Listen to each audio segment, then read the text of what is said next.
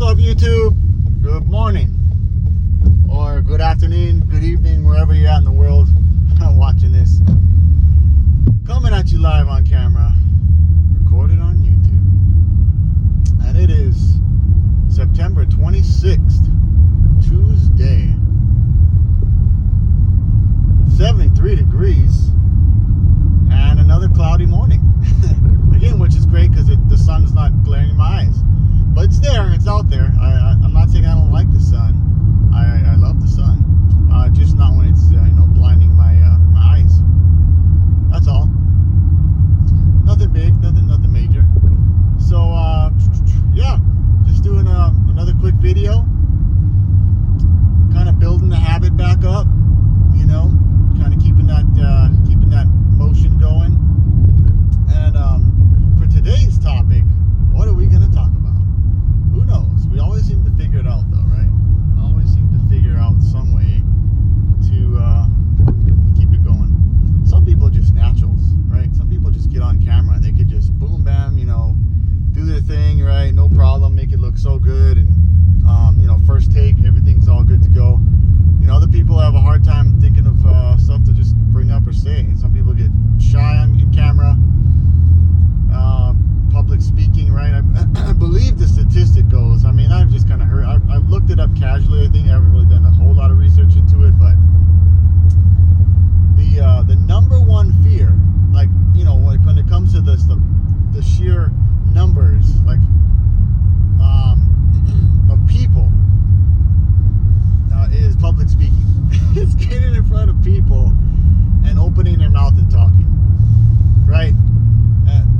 That's number two is death, right? So I think the saying goes, it's a pretty funny saying, it's kind of not, but it is really funny if you think about it. It's I believe it's most people would rather be in the coffin than delivering the eulogy.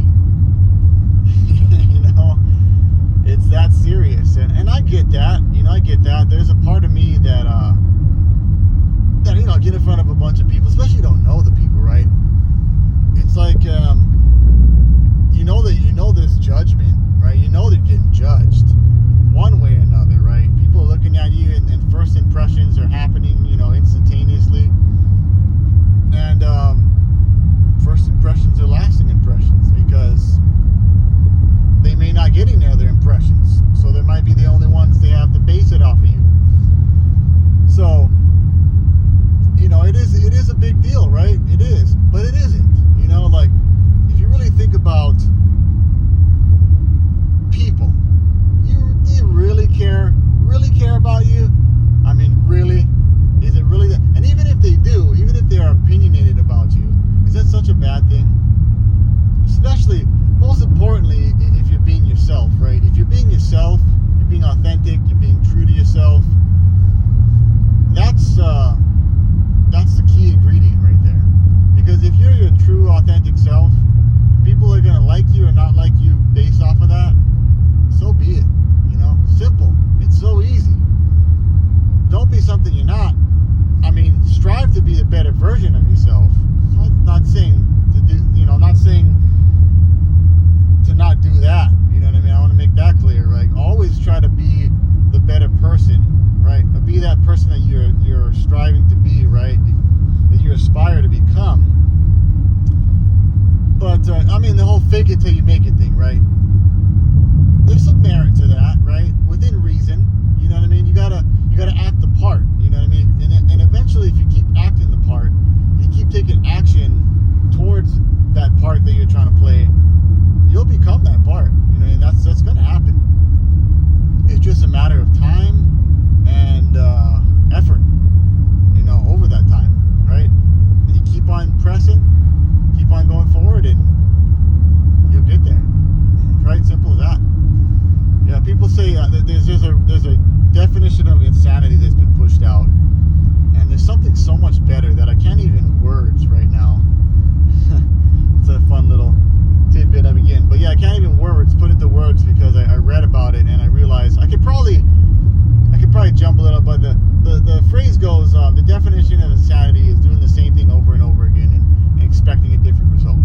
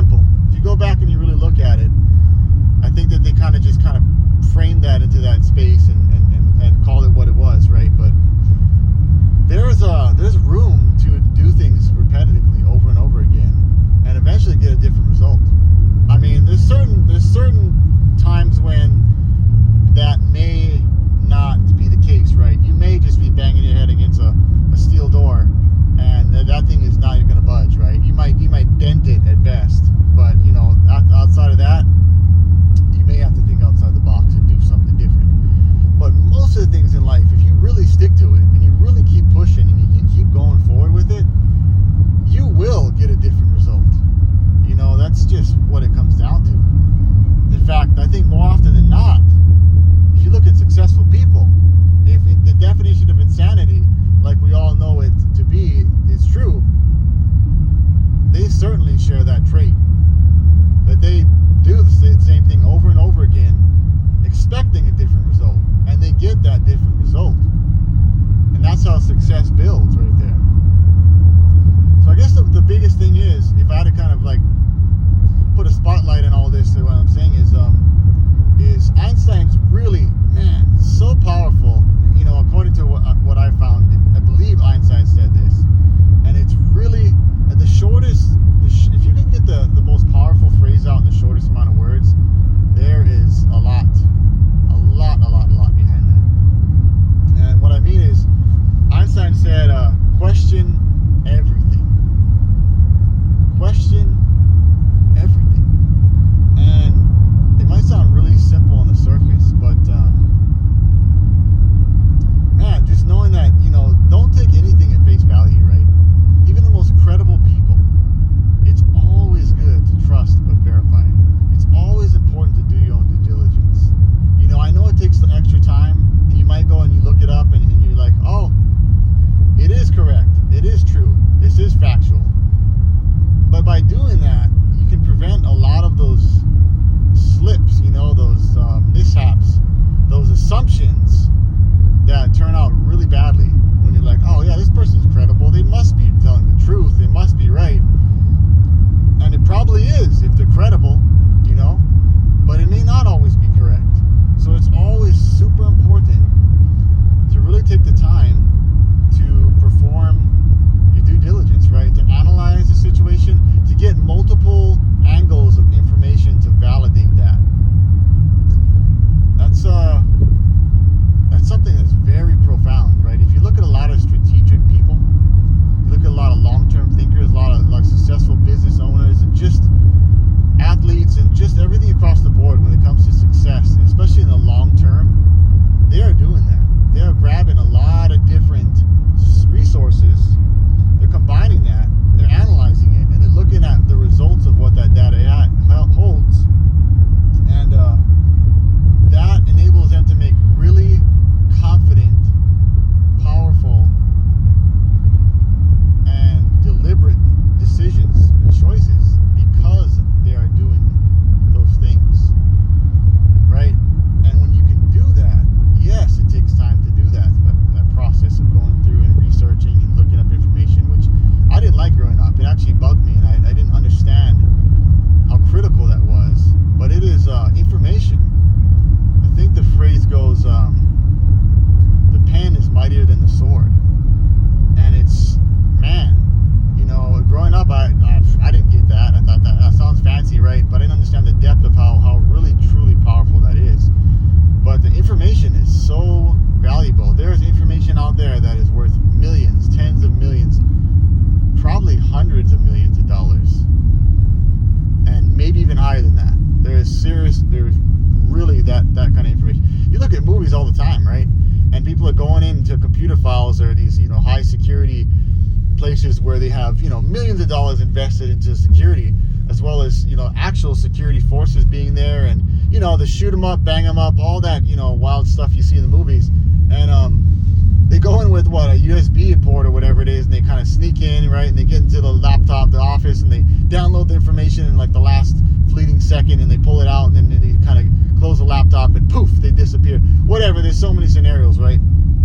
And I mean, if you really just think about that, that's so real, because you see it all the time in movies. It's not like it's a Hollywooded up thing. I mean, yeah, they do make it kind of intense, right, and all that good stuff that goes with it, but just know that information is very, very powerful, and having the right information makes a massive, massive difference in your decision-making processes and ensuring that you get the result that you're desiring.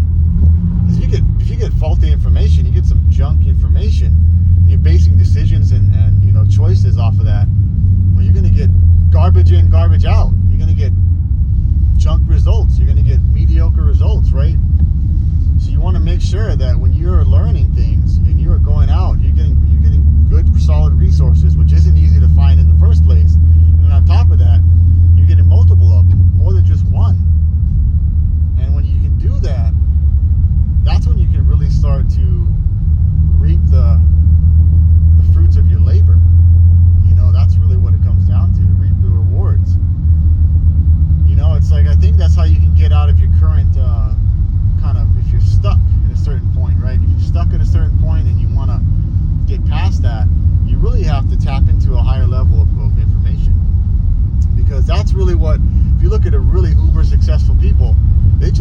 they're privy to that right information, that like knowledge that is essential to get from where you are to where you want to go.